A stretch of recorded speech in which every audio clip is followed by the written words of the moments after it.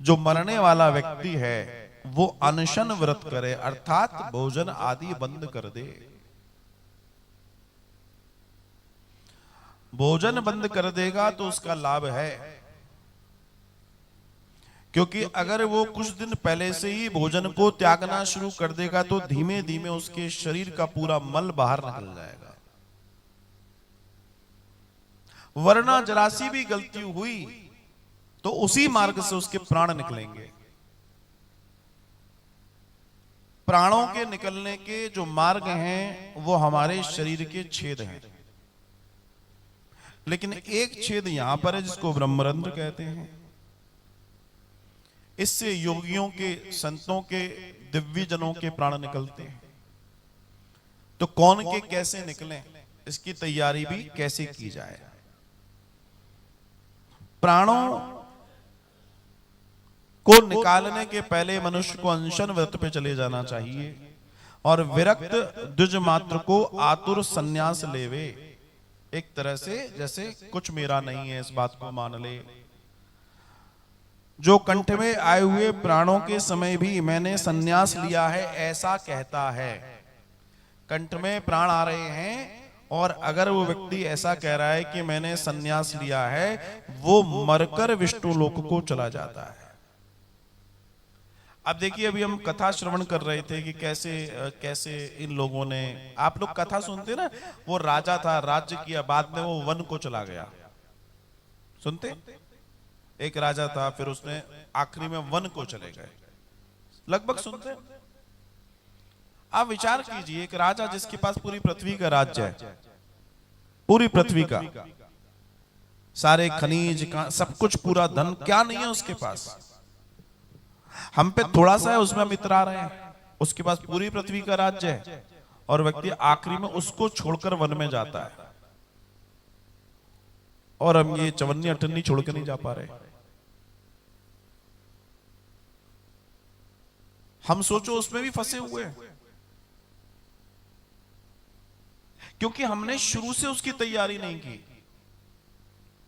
Actually ये चीजें preparation एक दिन में नहीं होती। आपको अपने बच्चों की डिजाइनिंग इस तरीके से करनी चाहिए कि इस समय तक जाकर ये अपनी गति पकड़ लेंगे और हम अपने रास्ते चले जाएंगे। आपको ये डिजाइन करना चाहिए, और जब आप ये डिजाइन कर लेते हैं तो चीजें सुंदर हो जाती हैं। और ये बहुत ज्ञानी लोग कर पाते हैं, हर कोई नहीं कर पाता। भूमि पर वो फिर उत्पन्न नहीं होता जो विष्णु लोक चले जाता है। इस प्रकार आतुर कार्य किए हुए धर्मात्मा पुरुष के प्राण सुख से ऊपर के छिद्र द्वारा निकलते हैं। ब्रह्मरंध्र, योग में जो लोग इसको जागृत कर लेते हैं वो योगी हो जाते हैं। अगर व्यक्ति इस पूरी स्थिति को कंप्लीट कर लेता है तो उसके प्राण यहीं से निकलेंगे महाराज, कहीं और से नहीं निकलेंगे। और यहां से मतलब मुक्ति, यहां से प्राण निकलना मतलब मुक्ति। मुख, आंख, नाक और दोनों कान, इन 7 द्वारों से होकर सुकृति लोक जाते हैं और योगी लोग तालु के छिद्र से प्राण छोड़ते हैं। लिखा है सामान्य लोगों की मृत्यु आंख, नाक, ये जो 7 छेद हैं इनसे जाते हैं। अपान वायु से मिले हुए प्राण जब इस शरीर से अलग होते हैं तब वायु भी सूक्ष्म द्वार से निकल जाता है।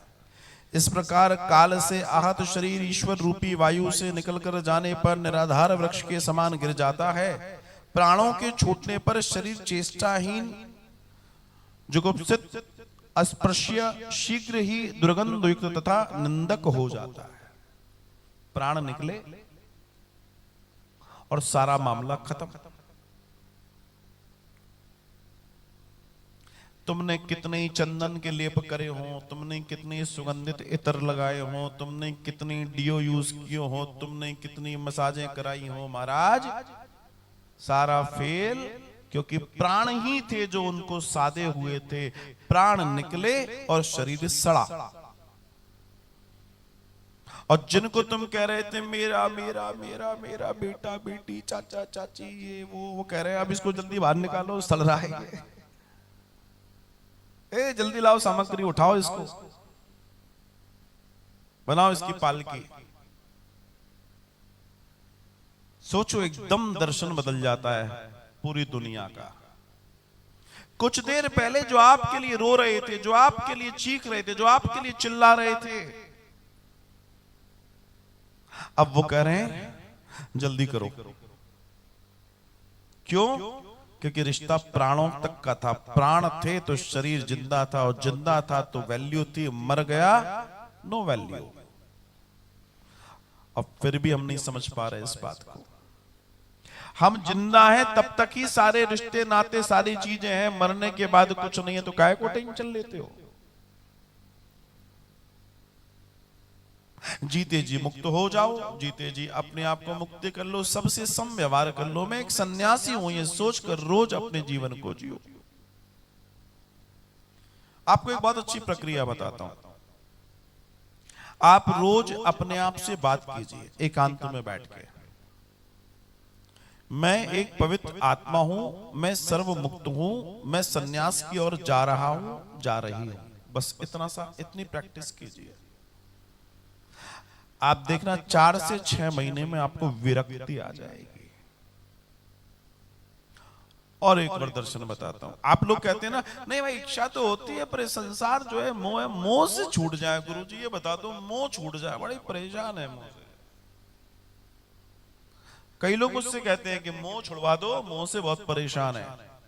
मैं तो छुड़वा दूंगा, तुम छोड़ोगे? चलो मैं सूत्र देता हूं। अगर आप मोह से छूटना चाहते हैं, अगर आप विरक्त होना चाहते हैं, आप ऐसे होना चाहते हैं कि आपका किसी में दीदा ना लगे, मन ना लगे, तो आप रोज, स्त्री या पुरुष जो भी है, रोज ज्यादा से ज्यादा ओमकार का जाप कीजिए। नाभि से ओम ऐसे करके एकांत में बैठ जाइए। पहले मन में कीजिए और धीमे धीमे कीजिए। रोज आप 2-1 मिनट से प्रैक्टिस शुरू कीजिए और धीमे धीमे आप इसको बढ़ाइए। 5 मिनट, 10 मिनट, 15 मिनट, 20 मिनट, आधा घंटा, 1 घंटा। और आपको मैं बता दूं कि आप देखेंगे 3 से 4 महीने में आपको सब के सब ऐसे लगेंगे जैसे इनमें से कोई भी मेरा नहीं है, बस मैं हूं। ऑटोमेटिकली आप विरक्त हो जाएंगे। कर लो, देखो कितने लोग कह रहे हैं कि हमको होना है। अरे सबको मलाई चाप खानी है, कहने की बात है, और क्या, विरक्त होना है।